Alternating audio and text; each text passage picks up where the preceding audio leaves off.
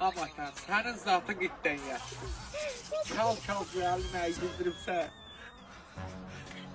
2 gündür tuvalette yatırım valla sen kız olur.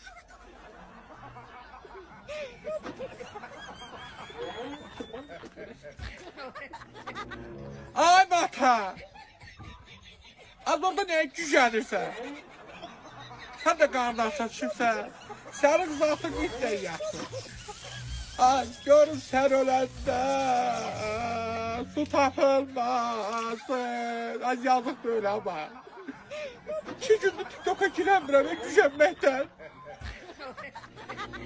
Bu görüp benim ağlarım.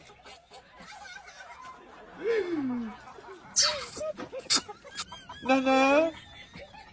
Aferin çıpa çıpya vaxtında. Mən ağarma. Kaç! Ay nana. Mən ağarma. Allah haqqı. Hava üstü olanda niye bu kocaların başı gedir rah yaşsında? Ay sənin bir dəqiqə mərmərdən baxan vaxtında. 86 yaşı var. Bütün günü sorma soruyor. Bəxtəmər başına.